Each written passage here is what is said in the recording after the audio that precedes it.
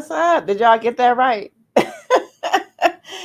It says, which movie adaptation of Stephen King's books did he not like? And the answer was The Shining. And I'm gonna get into that in just a second. Hey everybody, what up? So if you are just joining us, or you're like, who is this lady? Look, my name is Keilani Haralson. I am a filmmaker.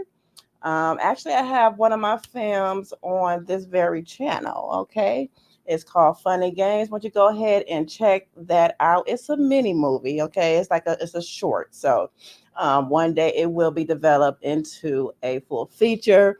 But that is what I do. I've been a writer for as long as I've could write. Okay. I love to write, and I recently got into just making my own movies and telling my own stories.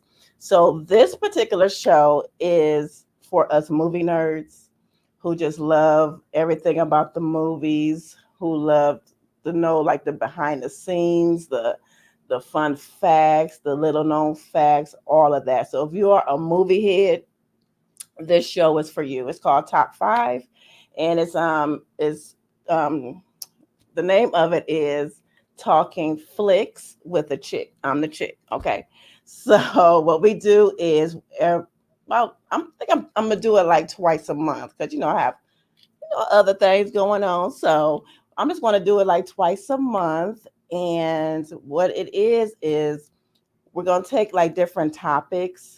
Like tonight is our top five Stephen King movies, and we're just gonna go through why they're our favorite.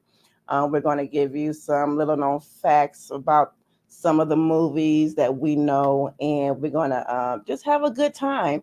And I'm so excited because my first guest on the show premiere, is a good brother. I met him in our filmmaking course workshop, and like me, him, and a few other people, we just really vibed. And he actually was the cinematographer or DP for Fun and Games, and he was also the editor and the colorist.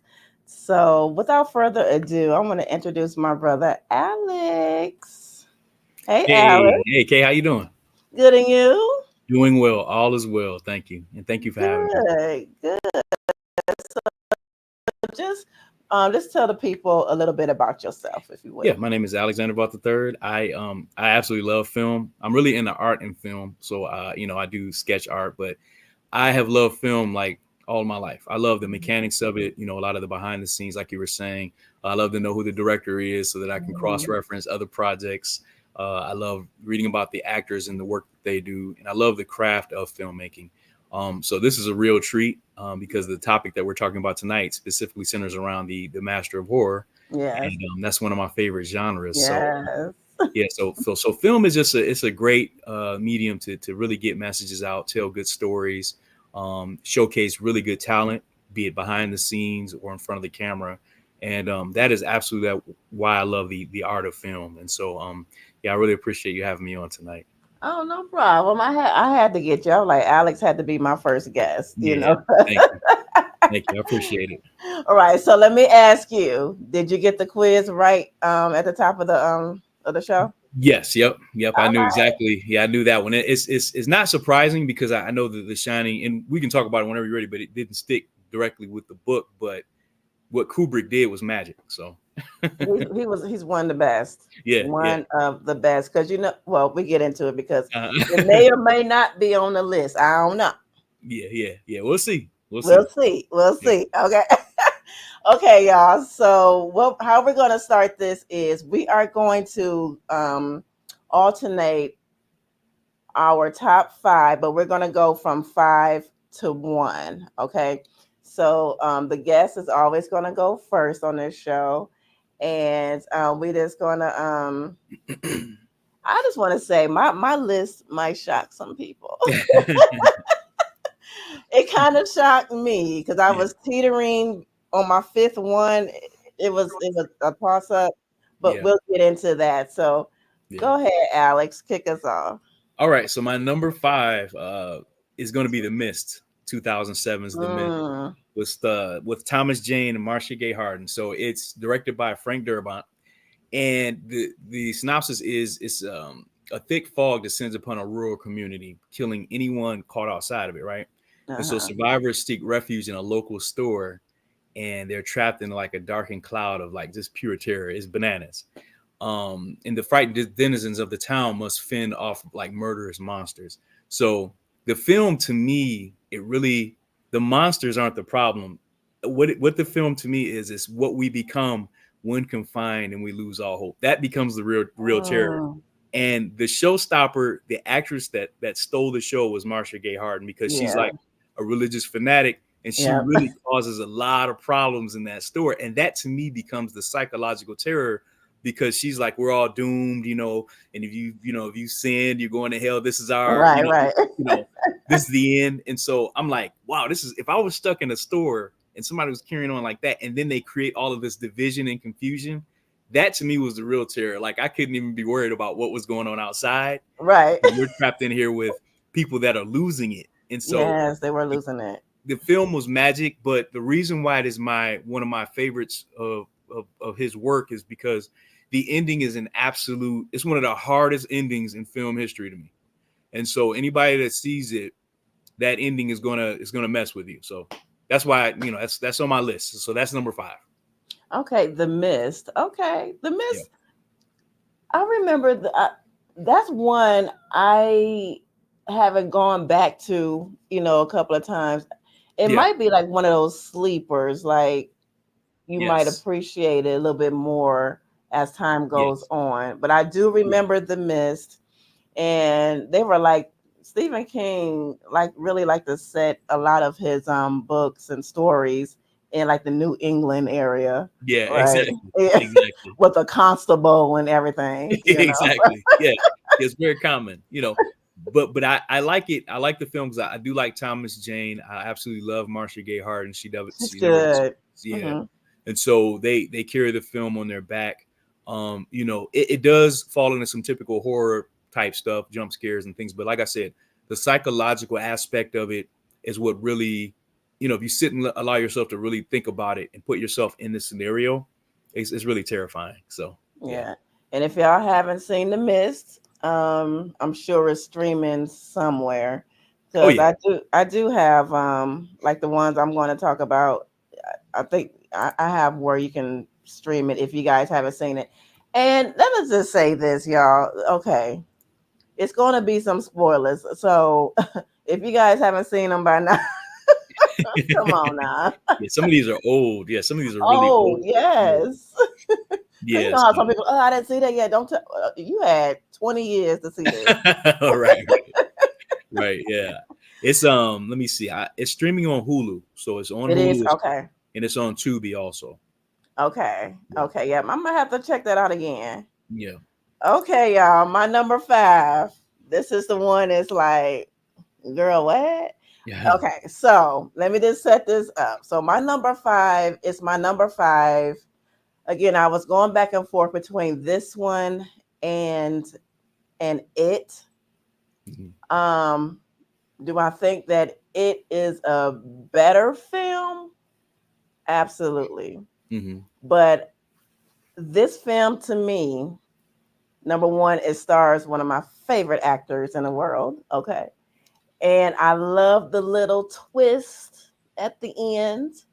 Okay. So without further ado, my fifth one is Secret Window. Oh wow, that is a shock. That's a good call though. Yeah. Yeah. Wow. So what aspects of it really capture you? Okay. So before I get into that, if for those of you who have not seen Secret Window, it is streaming on Pluto. That's like a free app. So the synopsis is, while in the process of an ugly divorce from his wife, Maria Bello, writer Mort Rainey, Johnny Depp, that's why, okay, I got you. I got you. relocates to his remote cabin in upstate New York for solitude. Attempting to recover his mental health, Rainey has the misfortune of being found by John Shooter, who is played by John Turturro. Excellent. Oh yeah, yeah, A farmer who claims Rainey plagiarized his work. At first, Rainey ignores the accusations, but Shooter has no intentions of quietly disappearing. It says soon Shooter becomes increasingly vicious in his quest for retribution.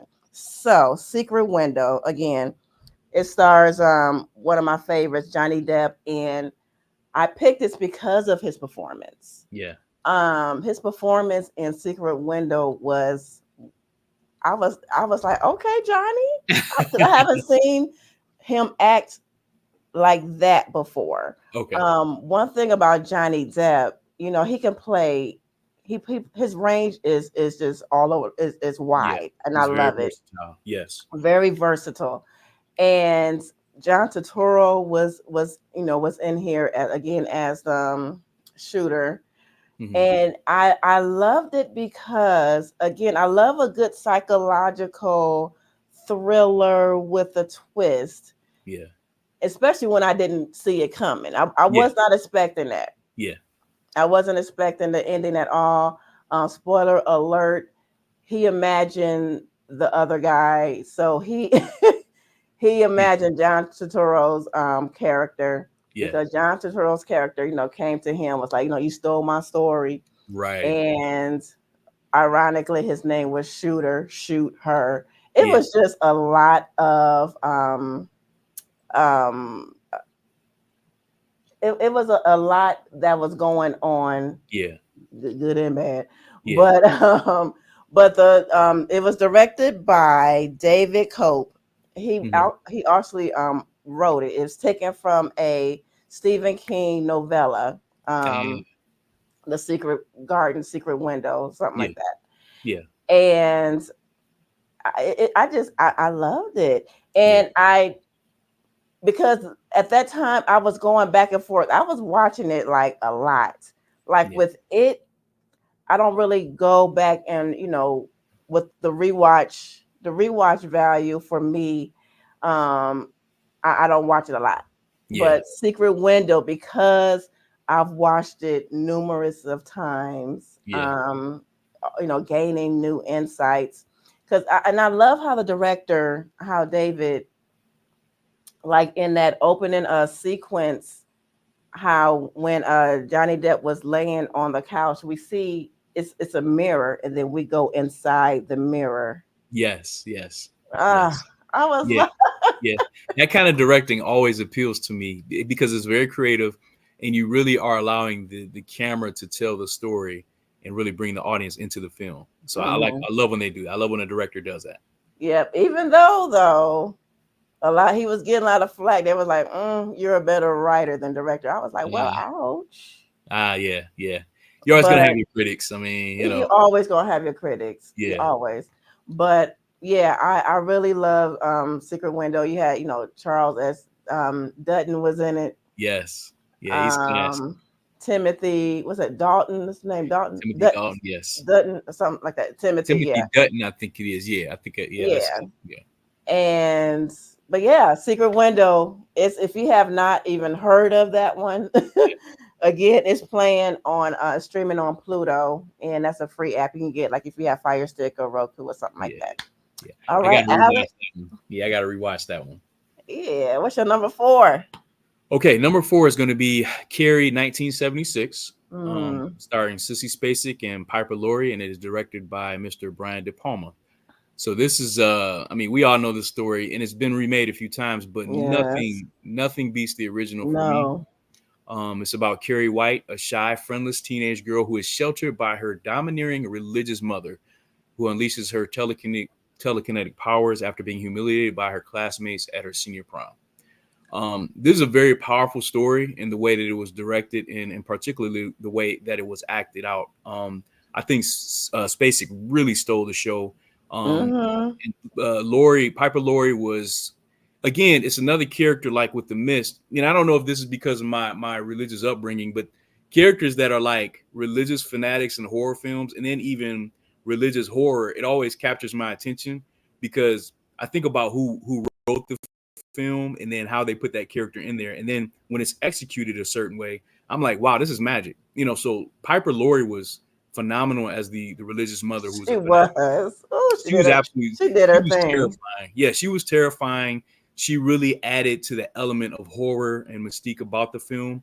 And the film really pulls you into the experience of Sissy Spacek's character. So the bulk of the film is really just a typical bully film, typical outcast film. But as we all know, the final sequence is unparalleled. And the remakes, while they all made the attempts, they never captured that final sequence the way that De Palma They did did with not. Sissy Spacek, Mm-hmm. because nobody Uh-oh, has the Alex. eyes that Sissy Uh-oh, Spacek has you when she went out just snaps. a little bit. Okay, am I still there? Yeah, yeah. I'm good. Yeah, you good now. Okay, so nobody has the eyes that Sissy Spacek has at the end when she snaps. I mean, that is the most terrifying scene in the film, and it's just absolute cinematic magic. So I Mm, did enjoy the version with Chloe Grace Moretz. I thought that was okay, okay. That but that was the third remake, right? oh my goodness, let me see. Because it was like two. It was two remakes. It was 'Cause two remakes. unfortunately, I saw both of them. Same But here. Yeah, that was the third remake with Chloe yeah, Grace Moretz. And I mean, granted, we don't really need these remakes, but I think Chloe Grace did okay, but nobody will ever yeah. be Sissy Spacek. So for Heck me, no. yeah, that film was I've watched that several times and I've enjoyed it equally every time because it's out of sight, man. It's really crazy. So Yes, it's on my list too. I'm not gonna say yeah, which awesome. one yet, but it is on my Okay, list. yeah, So yeah. yeah, I loved it. That's a good horror film. I mean, it really because it's psychological and Yes. we see what drives her to her final breaking point. Yeah. And it's just yeah, so yeah, Yeah. Yeah. It was he did and that was his first one, I believe, I believe so. Yes, that Brian. was made into a movie. Oh Yeah. yeah, yeah, yeah. Stephen King. That was his first Yeah. one. Yes, yes. Yeah. That was his first one, and yeah, they knocked it out the park. Yeah, They yeah. knocked it I out the agree. park. I Yeah. agree. It's an unforgettable performance and just a classic film.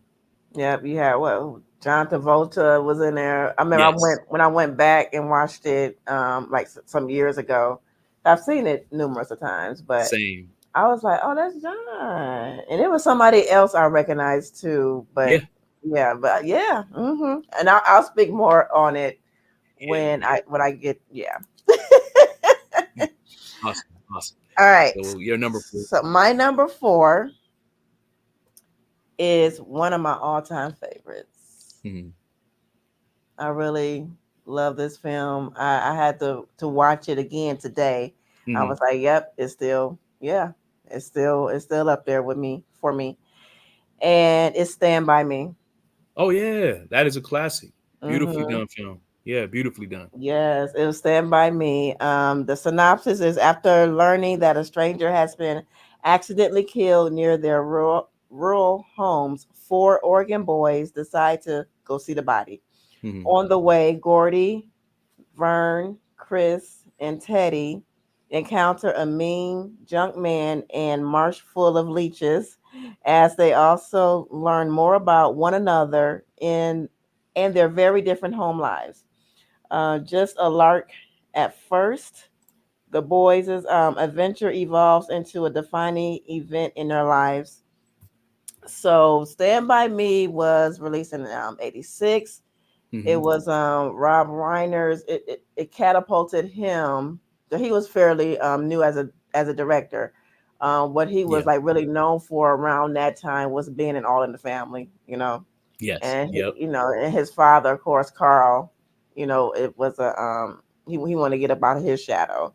So, Yeah. but it was taken from another novella with Stephen King's Nice. called The Body. Nice. Um, it was nominated for an Oscar.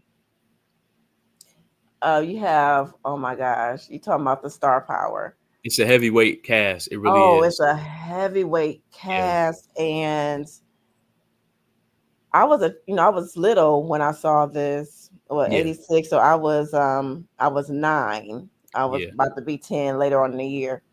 So watching this as a child, Yeah. of course I loved it. It's a good coming of age Exactly. story. And you have what Kiefer Sutherland was in it as the main protagonist. I mean, Yes. antagonist. I'm sorry, he was not nothing pro. He Yes. was the antagonist. Right. Yeah. Yeah. Yeah. Yeah. Leader Definitely. of a punk teenage kid, gang. Yeah. You had a young John Cusack who was Denny. He Yeah. was Will Wheaton who played Gordy, his brother, his deceased brother. So I liked it. The story structure was on point. Yes. Beautifully done film. Cause beautifully done film. Cause you had the main plot, and then you had these other subplots, within the film. So Yeah. you had Gordy, who, because of his brother passed, his older brother passed. Yeah. Um, his father, saying, well, he dreamt that his father said it should have been you, but that was the type of energy that he was getting from his father, though. Yeah. Right. Right. Right. So he had that issue. He was the writer of the group. He was the quote unquote the smart one. River Phoenix. Yeah. I loved me some River Phoenix back in the Yeah. day. He was a great actor. Yeah. He really was. Yeah. And okay, and they did all of them. They did their acting skills were great. River, Yeah. um, Will Wheaton, Jerry O'Connell, and of course Corey Feldman. Yes. Those kids played those parts. And they were just kids, and we've grown up with them. We've grown up with them, Yeah. you Yeah. know. And I haven't seen a bunch of an ensemble of kids that can really carry a movie and act that way. Yeah. But recently I was like, oh, the Stranger Kids, the Stranger Thing kids Yeah. reminds me of that group Man, because I mean, yeah. they can carry it too. Yeah. But yeah, Stand By Me. Oh, that's one of my favorites. Yeah. Classic. It's a classic, and it's streaming on Netflix if you guys want to see that. Okay, Awesome. so in between our countdowns, y'all, I'm always gonna have like little fun facts regarding whatever subject that we're talking about. So we're talking about Stephen King. So I have fun fact number one.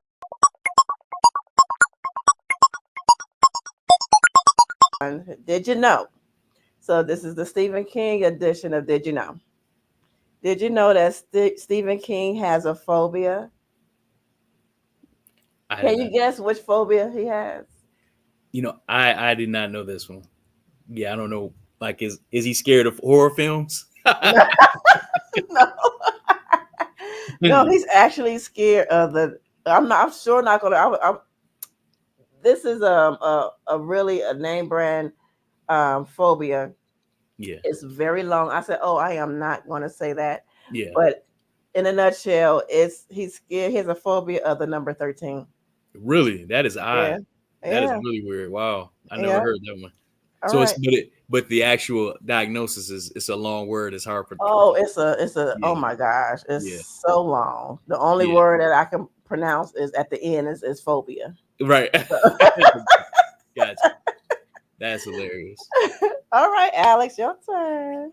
What's All this right. number So, 3? yeah, my number 3 is going to be Salem's Lot from 1979, Oh, starring David Soul and the James Mason. original. Yeah, the original. It's to me. I mean, I saw it as a child, and it's still as scary now as it was then. It was directed by Toby Hooper, and it's about a novelist and a young horror fan who attempt to save a small New England town which has been invaded by vampires. Now, the reason why this film is so absolutely terrifying. Now, it was presented as a mini series back in '79, so it was a Mm. 2-part series. But the thing is, it was pretty much a 3-hour film. You can Mm. sit and watch it in 3 hours. But the creep factor and then the level of just doom that descends upon this town is executed extraordinarily well. Because you have this it's sort of a hopeless darkness that just looms over the town during the entire film. I think David Soul of Starsky and Hutch fame, he carries the film on his back quite well. Mm, James Mason is extraordinary in his role. But really what really makes it outstanding for me is a lot of your vampire films are romanticized.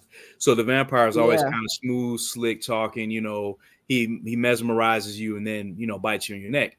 But Barlow, the Barlow character, which is the Nosferatu type of a vampire, he's kind of the hissing, growling vampire, which to me is even more scary because it really shows us that and reminds us that Dracula and vampire is really a monster. It's not Yeah. this smooth Right. So talking, right. soft. He's not this like what the Twilight, even though I'm a Yeah, Twilight, the yeah. glittery skin, Right, you know. right. He's not that.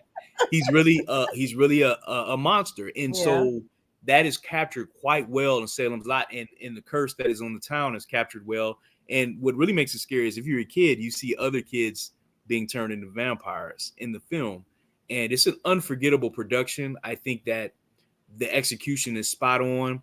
I'm not sure how close it stayed with the writing, with Stephen King's writing, but Hmm. I think he did have a part in the screenplay. But it's been a couple of remakes that are absolutely forgettable. Um, Absolutely, like the one that just came out. I don't want to ruin it for anybody, but see this one first before you spend time on the remake that literally just came out. I think a week ago on Oh, okay. I think it's on HBO Max. Yeah, Okay. yeah. So and it took a while for them to get this out, but this remake, but I would say see this one first before you see that one because this one is by and far, if you're into really really good classic horror, this 79 version is going to do it for you. It'd be hard to sit and watch it at home alone because it's really that good. And they're not taking their time and making films like this anymore, where you take time with the writing and the Mm, script and the screenplay and the directing, and it all meshes quite well. And it's a slow burn. You take your time with it, and you see how the creep factor constantly arises in it. I think it's a really good Halloween watch if you really want to see a good okay. classic horror film. Yeah. That's good. I've only seen it once, Mm-hmm. and I think I want to go back to it. Check it You out. said so the original is streaming on Max or the Yes, remake? the original is on Max also because Okay. they're trying to promote the remake, Yeah, yeah. so they want to give you a taste of the old stuff.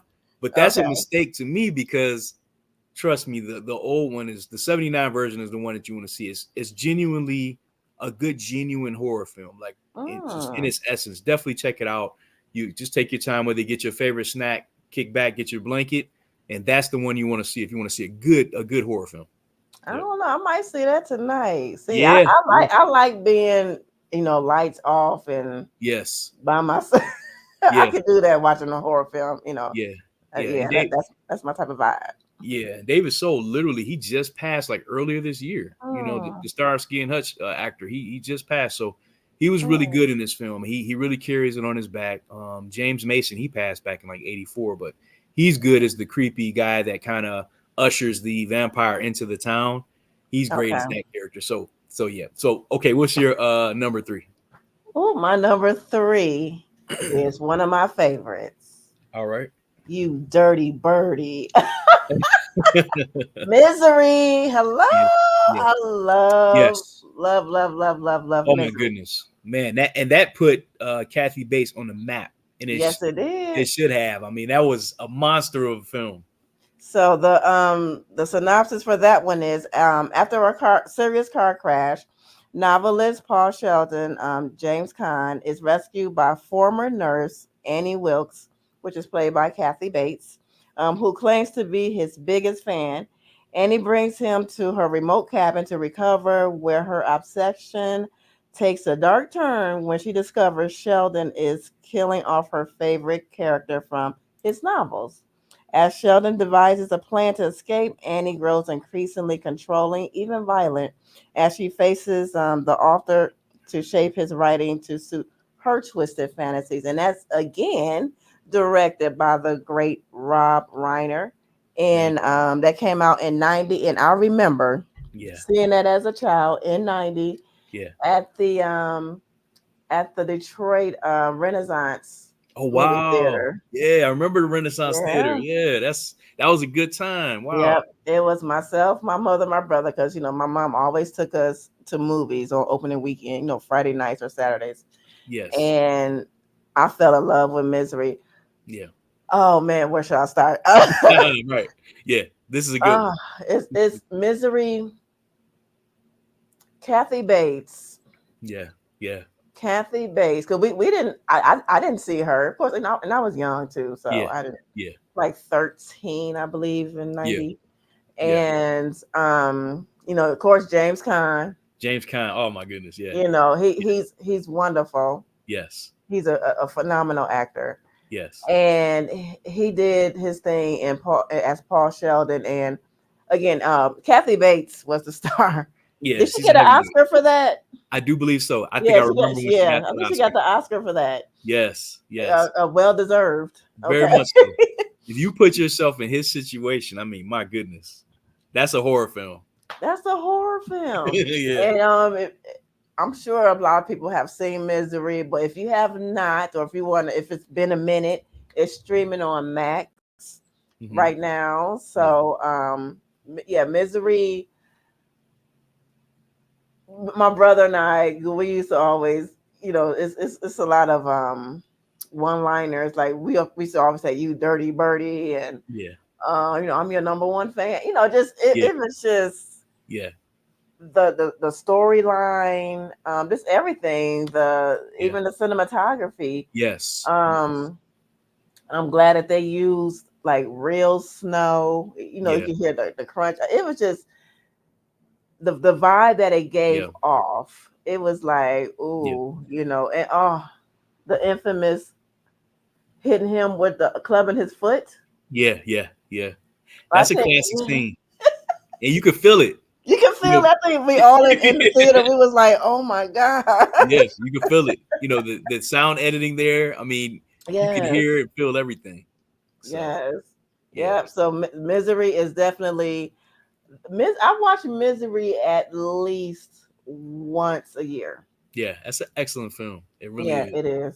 Yeah, Yeah. flawless. She Yeah. carries it. She carries it. All right, Alex. On All right. you. Yep. So Number two.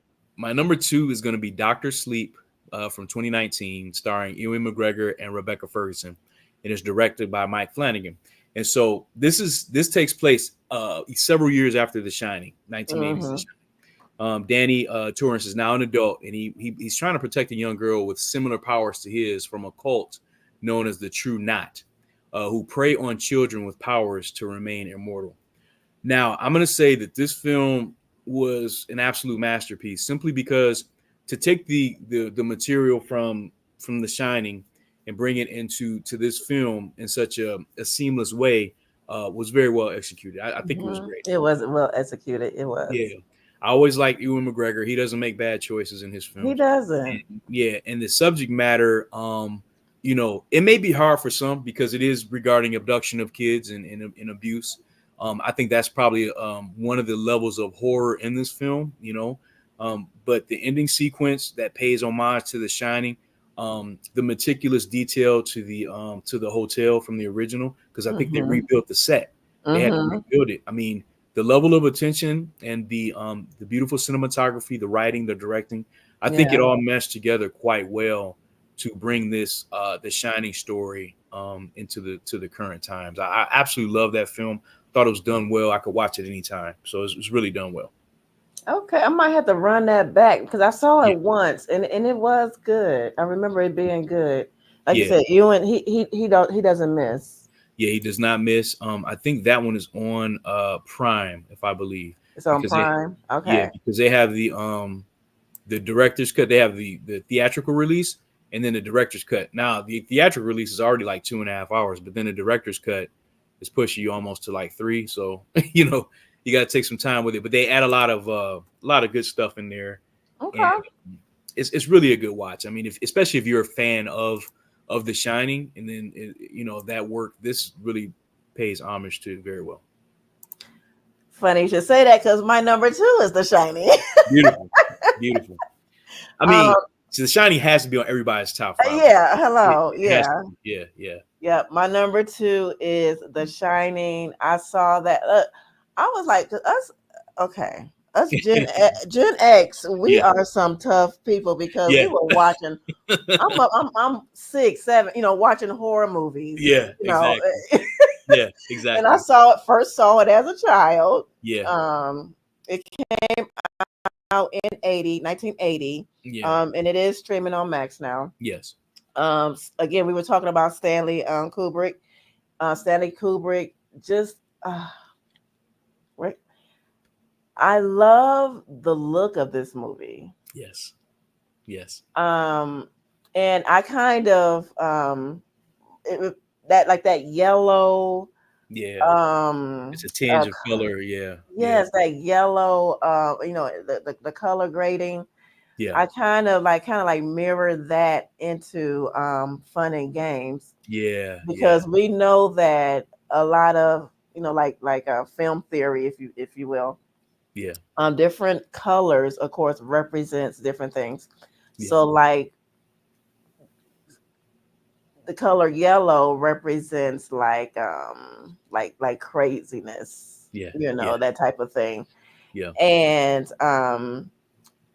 Jack Nicholson, hello. yeah. Exactly. Thank you. Hello. Thank you. Yeah. Man, oh my god, the way that he oh Yeah.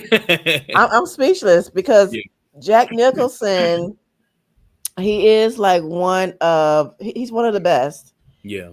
And the way that he portrayed Johnny, Hmm. he was kind of an ass. Yeah. Oh yeah. Big He time. was Easy. big Easy. time. Yeah.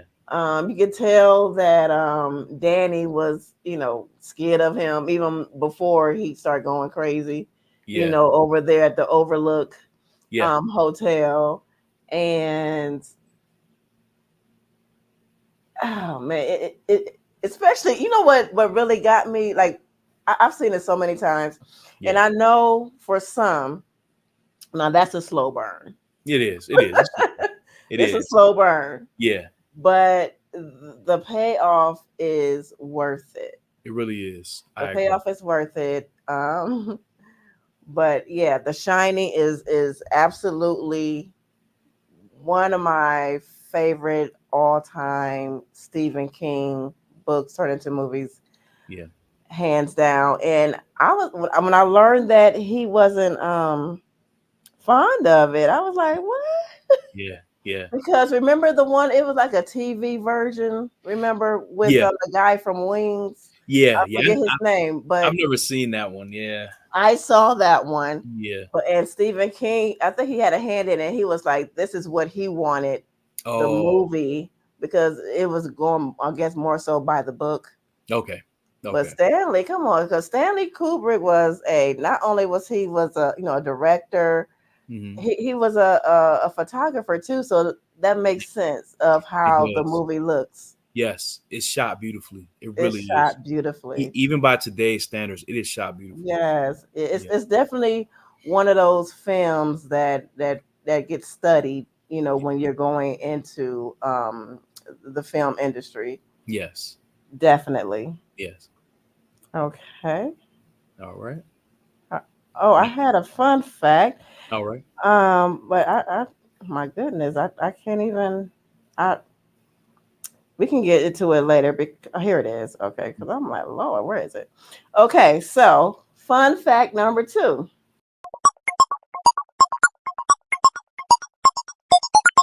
Hmm. Did you know Stephen King's writing style? His writing style, he uses a combination of letters, magazine articles, news clippings, and passages from books to create realism in his novels. Oh wow. He also creates characters with, this is what I like, with flawed but human traits that readers can immediately sympathize with. And I think that's really important as a Yeah, writer. I agree. It should, your characters should not be perfect. Right. They should Right. not be cookie cutter. They should have some type of flaws because you do want them to be relatable. Definitely. Your characters need to mimic the human condition and its reality. You don't want cartoon cookie cutter characters. You want like you said, characters that people can relate to. That's Definitely. right. Yeah. All right, Alex, what's your number one? All right. So you're number two. I reserved my commentary because that's my number one.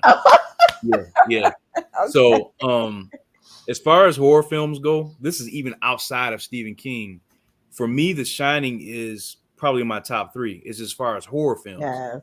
So when you think about, like you said, him being a photographer, the cinematography alone is absolutely masterful. From the opening sequences of Yes. the aerial shots of the countryside when they're driving up to the overlook, all these little different elements that allow you to piece together this feeling of overwhelming loneliness that you're about to embark upon. Yes. Because Shelley Duvall's Coldness. character, yeah, Coldness. it's cold, it's lonely. Shelley Duvall's character is, you're taking on her journey, which is absolutely terrifying. It's absolutely bananas for anybody, but particularly a wife with a young child Yes. in this level of isolation as you watch your husband fall into a deep, dark descent of madness and possession.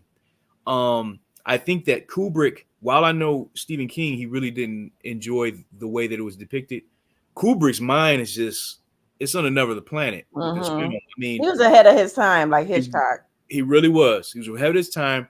You know, even though I understand working with him was a real chore. I mean, it really, this guy would do like 100 takes of a scene, you know.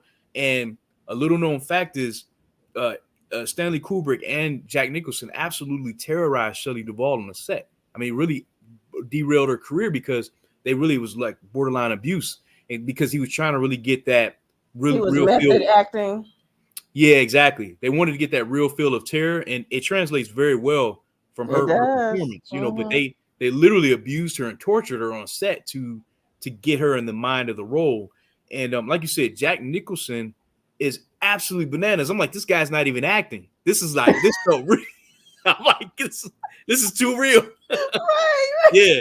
I mean, here's Johnny, you know, Oh, that's so iconic. That's iconic. iconic. I mean, that's a t-shirt, you know. And so when you look at Danny, and so if you see this when you're a kid and you're in Danny's shoes, you're like, this is absolutely terrifying. And as Right. And we, you're seeing ghosts. yeah, you're seeing ghosts. I mean, you're seeing elevators full of blood. I mean, you're seeing, you know, and The just the creepy level, twins. the twins. And so but Kay, the absolute terror of this film is the hopeless loneliness that you feel when in this level of isolation. And it's like Yes. she's in an unfamiliar situation. She's dependent on her husband, who's a writer that's descending into madness. I mean, that to me alone, when you talk about psychological torment and terror, that's, you know, and then the visions that, you know, they start to see the old lady coming out of the bathtub. I mean, Yes. that stuff is terrifying. And so that's another one. If you're gonna sit and watch a film, because I love the slow burns, I have the patience for it. I sit and watch Same. the stuff, yeah, and I Yeah. It study. just got to be a good payoff, though. Exactly, I agree. I agree. But I sit and study this stuff because it's like these guys are telling a story, and you want to get those little Easter eggs and those little things, little nuanced things that make us human in these films, you know. And so I think that's the beauty of The Shining, is that it's absolute terror, but it takes the human condition and it puts it in its most vulnerable state. When you're dealing with the supernatural, you're dealing with elements of loneliness, darkness, and just all out hopelessness. I think this film nailed it on a masterful level. It did. I just want to piggyback on the whole feeling Yeah. of the isolation, and it's Yes. everybody was isolated. You Yes. had Johnny, he felt some sort of isolation Yes. because he had to come up with with, like you said, with writing this book, Yeah. and Exactly. he that's something that he has to do for himself. Nobody else Yes. can help him with that. and Exactly. and then Yeah. you have his wife. She feels some form of isolation from her husband, Yes. Exactly. because he's trying to do this. He's not even Yeah. like paying attention to her or Right. anything. And then, he slowly, cabin fever sets in. Oh And my then you goodness. have Danny, who's isolated. He's the only child, Yes. in this big old hotel, so it's isolation Massive. is the running theme in It that movie. is. Yeah. Yeah. It becomes its own character and then its own monster Yeah. in the film. And it really helps you when you watch these films. Because I tend to watch films, Kay, and I'll put myself in the character's position. And that's what really makes you buy in. You know, if you can buy into that character's experience, then you can say, okay, I can watch this and take me on this journey and let me see what's going to happen. But like you said, it has to be a payoff. It has to be good writing, Yeah. but and good directing. But when you follow that character, and then say if you want to follow Jack Nicholson's character into his descent of madness, Yeah. and you see like, wow, this is pretty terrifying to be just taking over that, in that way, and then the ladies can definitely relate to Shelley Duvall, just absolutely being terrorized through the entire film, and then children can relate to little Danny, rolling Hmm. around in his big wheel around these giant hotel Right. hallways, and just trying to figure out what's going on in his head because he's seeing visions, and he actually has what is called and what we come to know as the Shining, and where he can Yeah. see in the Yes. future and in the past, and he's haunted and tormented by a ghost. So the film is just layered. It's a lot. I mean, you can literally spend this whole session just talking about The Shining and what it did for the horror Right. genre, and what Kubrick, what he brought with that. Because I understand like Stephen King didn't like it, and we, because his mind is different from Kubrick. But what Yeah. that director did with that film is it's a classic. It really is. It's a work. It's a work of art. It is. It really is. It's a work of art. Yeah. And again, I love like because like we were saying, even the colors though, the colors tell a Yes. story. Oh man, they It's do. muted, it's on Yeah. the grainy, the dull side, Mm. even though you had your reds and your yellows and stuff, but it was still and of course, that 70s feel, Yes. Yeah. Yeah. That too. So era. Yes. Yeah. yeah. I might have to watch that one tonight. Either that one or Doctor Sleep. I could watch one of those easily because they really get you in the mood for some good classic horror. They Yeah, really do. it does. Yeah. So my number one is Carrie. Awesome. Yeah. I mean, I applaud you. Definitely. It's horrifying. That's a horrifying film. Ah, Carrie. And Carrie, well, I don't know if it's, I'm sure it's streaming somewhere. I couldn't look that up. Yeah. But again, Brian De Palma, he did his thing on that. Yes, he did. I really love Carrie. I didn't see her cause okay, let me get my thoughts together here. Mhm.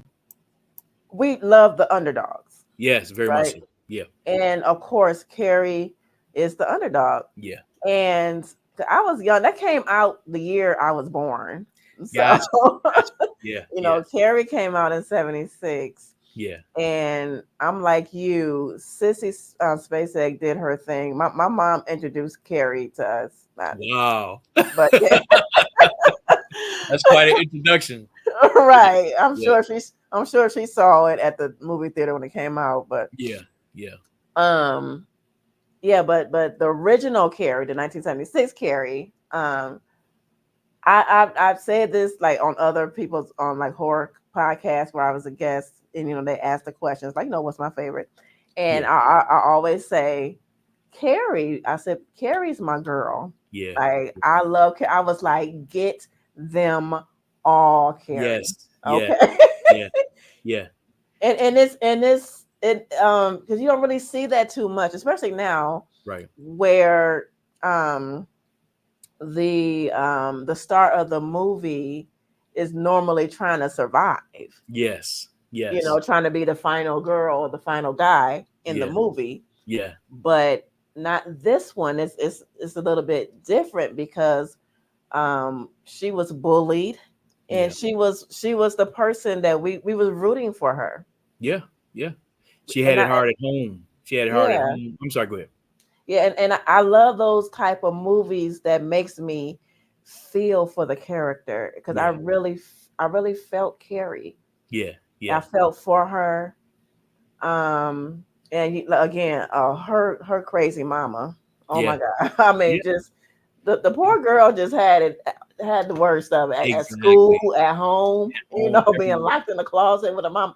It's Yes. just like And you really feel for her. You do. The character, the, no, the film does a good job of making you really feel for her. And as far as revenge films go, revenge horror, this is second to none yeah, because that's like the biggest payoff and one of the biggest payoff in film history as far as revenge. yeah. So yeah. So those are our top five. So when this going to be posted and edited. Like I'm not gonna edit out anything that we say or anything, but I'm just gonna add some things to it. Like, Yeah. it's gonna be on this YouTube channel on Monday, but I do want to do like some honorable mentions. Definitely. Um, I'm surprised you didn't have it either. I know some people like they didn't have it. You know what? I love Tim Curry's performance. That's probably what stands out for me both the most about it. But I gotta say, Kay, the ending for me of that was I didn't like it. Mm. You know what I'm saying? When they like beat up a giant spider, I was like, I, I just didn't get it. Yeah. Right. Tim Curry's performance, he was the showstopper. I mean, Bar none. yeah, yeah. Bar He none. yeah, so he stole the show. So and then the remake, what did you think about it? I saw both of them. Yeah. It wasn't as bad as I thought it was going to be. Okay. It was some elements that I liked, Yeah. but of course, I like the original, the Yeah. original mini series that was on TV, Yeah. Yeah. I remember terrorizing us as a kid. that was it's just like if you weren't scared of clowns before that film, you definitely were after. Yeah, definitely. Definitely. Right. So that was Another honorable mention for me is Creep Show. I love Creep Show. yes, I love Creep Show. I love One Creep and Show. two. I like Yeah. two better, Yeah, yeah, yeah. but I like one and two. Yeah, I love Creep Show because it pays like what him and Robert Rodriguez did with the part one. They pay homage to like the old 50s stuff, the old 50s film that they're kind of Yes. campy, Yeah. but they're fun. Yeah. So yeah, I thought about putting Creep Show in there, but I these other did ones, too. these Yeah. other ones I had to have. So Yeah. What was another honorable mention for you? for me, definitely the Night Flyer. Now I know the Night Flyer is probably not popular with many, but I was a real fan of Miguel Ferrer. I really liked him as a character Mm. actor, and so he kind of, for me, shined in this film a little bit. And it's just about dueling reporters. They're like tabloid reporters. He's real rotten in it. But they get this one story about this vampire who flies his plane and he's like terrorizing this town. But I like it because, particularly because Miguel Ferrer, he steals the show. So, as a Okay. film, it's probably not as well rounded as the short story that Stephen King wrote. But Hmm. as far as performances, I thought it was okay. So that for me, I thought about putting it on there. I watched it the other day just to kind of give myself a refresher. But the list that I've come up with, I'm very happy You with. happy with your list? Yeah, Now yeah. I can say I have not seen that one. I know it flew under the radar. It came out back in 90 something, like 98, 90, 97. Oh. And you can see it it's actually on YouTube. You can see it on YouTube. It's free on YouTube. But I was a fan of Miguel Ferrer. He's passed a few years ago, Yeah. but he was really a good character actor. He always He played the is. jerk. Yeah, he always played the jerk in every film. He does. Like in Yeah. what, RoboCop? Oh yeah, definitely. He's known for Robocop. So but in this one he was pretty awful, and and he gets it in the end. He really does, because he's a dirty guy, and it's just a good little film. It's an easy watch. It's not, I wouldn't say it's terribly too scary, but Mm-hmm. it's just kind of a good narrative of kind of the theme. Well, the lesson in it is he kind of bought into to his own garbage, and so he fell victim to what it was kind of a karma type of a story. Okay. He kind of fell victim to kind of what he put out there in the world, and it kind of came back to bite him in the end. So it's a good little Okay. story. Yeah, Okay. yeah. Okay. Now, two two movies of Stephen King, books turned Mhm. into movies that I really didn't care for Mhm. are The Children of the Corn and Absolutely. Christine. Yeah, I did not like same here. Yeah, I can't get A through them. Car. Yeah, I couldn't do it. It's just I didn't like it. Those are, I can't even finish them. So yeah. Now, did you see? I just recently learned Mhm. that Stephen King, he actually directed a movie. Oh really? He was one and done. He was like, it was like people. It got so much flack. He was like, I'm done. It Yeah. was one, and I saw it because I forgot where it's streaming, but it's streaming on one of the. It might be Tubi or something like that. Mhm. I think it's called Maximum Overdrive. Oh, I didn't know he directed that movie. Was terrible. It was, yeah, it was. What is it, Emilio Estevez or Yeah. yeah, it was pretty bad. That's like 80, what, 86 or something? 80. Something like, yeah, with the I didn't know he directed appliances. that. Yeah, I Yeah, didn't know he he directed. directed it. Wow, that's yeah, Yeah, he yeah, said he was one and done. He was like, nope, that's not my ministry. yeah. I'm a writer. Right. Well, at least he tried. I mean, he tried. He's a much better writer though. So Oh, absolutely, yeah, yeah. absolutely. Directing is a monster. So yeah, he did good. Yeah. Does good with the writing. So yeah, Yes. yeah. All right, y'all. So we want to know, what are your top five Stephen King movies? Put them down in the comments. And again, y'all, don't forget to like this. Don't forget to, if you like movie talk, this channel, my channel is dedicated to movies and television. So I'm gonna do some more stuff over here on this channel as well. So go ahead and subscribe if that's your vibe, and go ahead and share this video if you know people who loves movies and love Stephen King, and we want the you guys to start the conversation, and we want to hear your thoughts as well. So thank you so much, Alex, for joining me Thank you, on my TJ. premiere No problem. show. Thank you so much. This has been a blast. Yes. Yeah, And can't I'm wait. gonna have to have you back too. So Please, like anytime. some other topics. So most Definitely, definitely. Yeah. definitely. Thank you So so much. thank you guys. You're welcome. Thank you for tuning in, everyone. Again, if you have not liked the video, like it on your way out. Again, it helps when you like content creators or people who makes um, content on the internet. Liking is the free way to support us, and it helps us to be in that algorithm for people who really like in entertainment, like such as this. Okay, so go ahead and hit that like, and again, I'll be back with this. I'm thinking about doing it twice a month, starting up the twice a month, so we Awesome. see how that goes. That So sounds great. thank you guys for spending your night with us. And those of you who are listening on the podcast streaming services like iHeartRadio, Apple Podcasts, because we stream on all of them, come over on the YouTube and, just check us out. All right. Okay, everybody, thank you and have a great Have a night. good night. We'll see Don't you. click out All right. just yet, Alex. All Okay. right. All right.